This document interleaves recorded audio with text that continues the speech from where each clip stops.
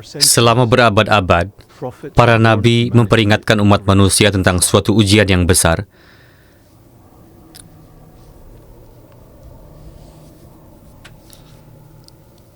Suatu hari, Hadrat Rasulullah SAW berdiri di hadapan umatnya. Beliau memanjatkan pujian kepada Allah, kemudian berbicara tentang Dajjal, dan bersabda, "Aku peringatkan kalian tentangnya. Tidak ada seorang nabi pun kecuali ia telah memperingatkan umatnya tentang dia. Bahkan Nuh alaihissalam telah memperingatkan umatnya. Namun aku akan memberitahu kalian sesuatu yang tidak pernah disampaikan oleh nabi manapun kepada umatnya sebelumku. Ketahuilah bahwa ia bermata satu dan Allah tidaklah bermata satu." Tidak ada seorang nabi pun yang mengabaikan peringatan ini. Dari Nabi Nuh hingga Nabi Ibrahim, hingga Nabi Musa, hingga Nabi Isa alaihimussalam, dan akhirnya Nabi Muhammad sallallahu alaihi wasallam. Pesannya konsisten. Suatu ujian besar akan menimpa umat manusia. Suatu ujian yang begitu dahsyat sehingga Nabi Muhammad SAW memerintahkan orang-orang beriman untuk memohon perlindungan darinya dalam salat mereka. Namun, apa sebenarnya Dajjal itu? Apakah ia monster bermata satu yang sedang ditunggu-tunggu dunia? Atau apakah kenyataannya jauh lebih kompleks dari yang kita bayangkan? Kata Dajjal memiliki makna yang kuat dalam bahasa Arab. Kata ini merujuk pada seseorang yang menutupi kebenaran dengan kebatilan, seorang penipu, seorang yang tampak saleh di luar, sementara menyebarkan kerusakan di dalam. Kamus-kamus bahasa Arab klasik juga menjelaskan bahwa kata ini tidak hanya dapat berlaku pada satu individu saja, tetapi juga pada sekelompok orang. Suatu kaum yang menampilkan diri mereka sebagai orang-orang yang tercerahkan, dapat dipercaya, bahkan bermoral, namun menyebarkan kesesatan yang disamarkan sebagai kebenaran. Maka nubuatan tentang Dajjal tidak sekadar menggambarkan seorang manusia, ia menggambarkan suatu zaman penipuan, suatu sistem, suatu era ketika kebatilan menjadi meyakinkan. Di zaman kita ini, penipuan menyebar dengan cara-cara yang tidak pernah bisa dibayangkan oleh generasi-generasi sebelumnya. Melalui media dan kecerdasan buatan, penipuan dapat diciptakan sedemikian meyakinkannya sehingga kebenaran itu sendiri menjadi sulit untuk dikenali. Al-Quran memberitahu kita bahwa syaitan meminta penangguhan. Ia berkata, "Ya Tuhanku, maka berilah aku penangguhan hingga hari ketika mereka dibangkitkan." Syaitan tidak bertindak sendiri. Ia bekerja melalui sistem-sistem, melalui gagasan-gagasan, melalui lembaga-lembaga yang berkuasa, melalui peradaban-peradaban. Dalam hadis-hadis, Dajjal yang disebutkan tidak lain adalah syaitan itu sendiri, yang menyebarkan penipuan di akhir zaman, hingga ia akhirnya dikalahkan. Namun, Rasulullah SAW tidak membiarkan penipuan ini tersembunyi. Beliau SAW menggambarkan tanda-tanda yang dengannya penipuan itu dapat dikenali.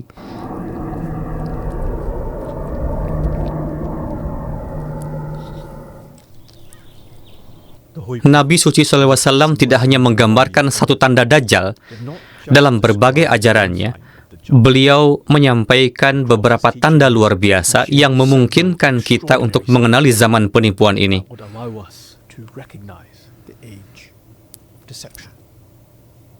Salah satu yang paling mencolok adalah apa yang beliau sebut sebagai keledai Dajjal.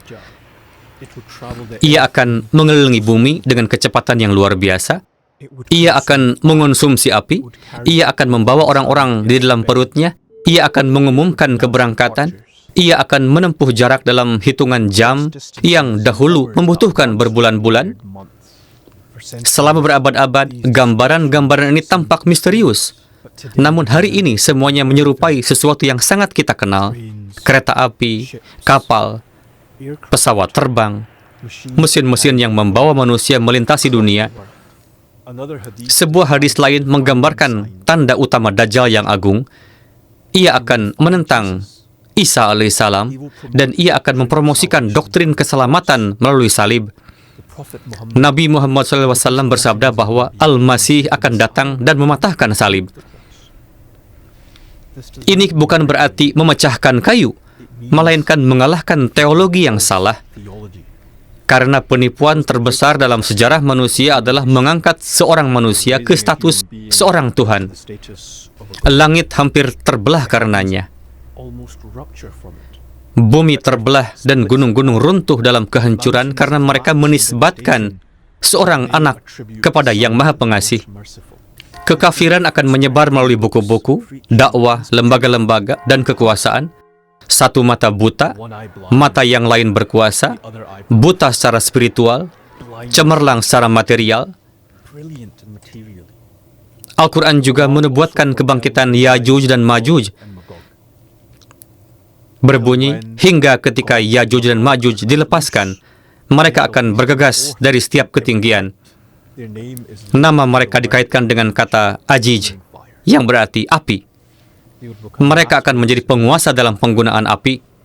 Kapal-kapal mereka akan berjalan dengan api. Kereta-kereta mereka akan berjalan dengan api. Mesin-mesin mereka akan berjalan dengan api. Perang-perang mereka akan dilakukan dengan api. Mereka akan mendominasi setiap ketinggian, setiap lautan, setiap gunung, setiap langit. Tanda-tanda ini dengan jelas menunjuk kepada tindak lain selain kekuatan-kekuatan Eropa modern dan bangsa-bangsa Barat.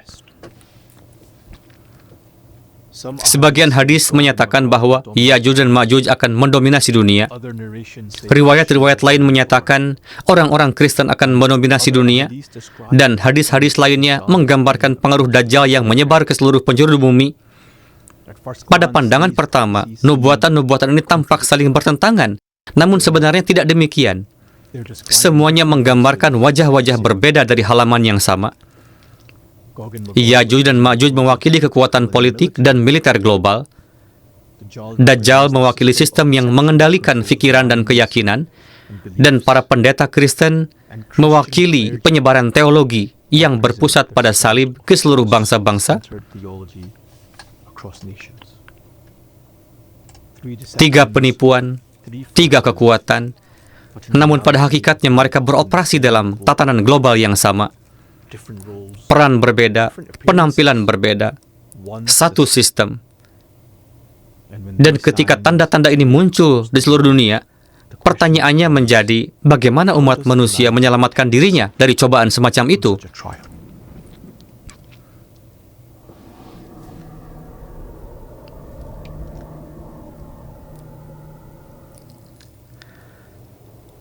Hadrat Rasulullah SAW tidak membiarkan orang-orang beriman tanpa bimbingan.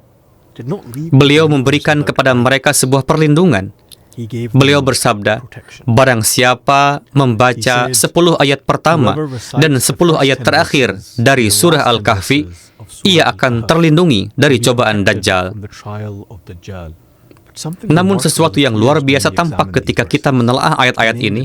Nama Dajjal tidak pernah disebut dalam surah tersebut. Namun surah itu sendiri menggambarkan kekuatan-kekuatan yang akan mendefinisikan zamannya. Ayat-ayat pembuka memperingatkan tentang suatu kaum yang berkata, Allah telah mengambil seorang anak bagi dirinya. Sebuah keyakinan yang menyebar ke seluruh bangsa-bangsa, kemudian datang untuk mendefinisikan dunia Kristen. Ayat-ayat penutup menggambarkan kaum yang lain. Sebuah peradaban yang dikuasai oleh kemajuan materi, menemukan, menciptakan, menguasai kekuatan-kekuatan alam, namun percaya bahwa mereka dapat mengungkap rahasia penciptaan itu sendiri. 2 karakteristik, kerusakan agama dan dominasi materi, keduanya bersama-sama menggambarkan bangsa-bangsa Kristen modern di Barat. Dan inilah mengapa Nabi Shallallahu Alaihi Wasallam menyatakan bahwa pembacaan ayat-ayat ini akan melindungi orang-orang beriman dari cobaan Dajjal, karena surah Al-Kahfi mengungkap gagasan-gagasan, ambisi-ambisi, dan pengaruh yang akan membentuk zaman Dajjal. Dan ketika kekuatan-kekuatan ini bangkit, dunia memasuki masa kekacauan. Al-Quran juga menubuatkan suatu masa kekacauan global.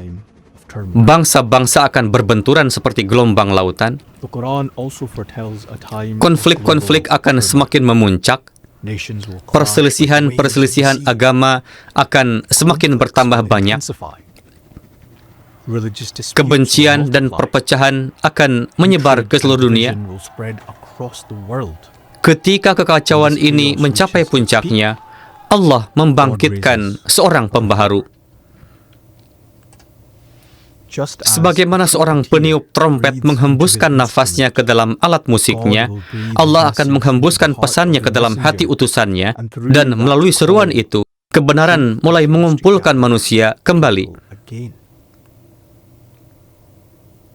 Al-Masih tidak akan mengalahkan Dajjal melalui pasukan-pasukan. Ia tidak menaklukkan bangsa-bangsa dengan kekuatan, karena kekuatan-kekuatan yang digambarkan dalam nubuatan-nubuatan itu begitu besar sehingga tidak ada bangsa yang akan mampu menghadapinya dalam pertempuran. Sebaliknya, Al-Masih yang dijanjikan akan berpaling kepada senjatanya yang paling utama, doa. Melalui doa, kebenaran dan kebangkitan iman, ia menyingkap penipuan dan memulihkan pemahaman agama yang murni. Ia menyingkap ajaran-ajaran yang sesat. Ia meluruskan kesalahpahaman-kesalahpahaman yang telah menyebar ke seluruh dunia. Karena senjata terbesar Dajjal adalah penipuan. Dan penipuan tidak dapat bertahan ketika kebenaran menjadi jelas. Selama berabad-abad, orang-orang telah menunggu kemunculan seorang monster, seorang manusia tunggal yang suatu hari akan muncul dan menipu dunia. Dajjal bukanlah sekadar seorang pribadi. Ia adalah sebuah sistem yang agung, sebuah zaman di mana kekuatan materi mendominasi, di mana kebenaran menjadi kabur, dan di mana kemanusiaan diuji seperti yang belum pernah terjadi sebelumnya. Pertanyaannya bukan hanya tentang siapa Dajjal itu. Pertanyaannya adalah, apakah kita hidup di zamannya? Dan apakah kita akan mengenali kebenaran ketika ia muncul? Itulah mengapa Nabi SAW mengajarkan orang-orang beriman untuk berlindung kepada Allah dari fitnah Al-Masih Ad-Dajjal.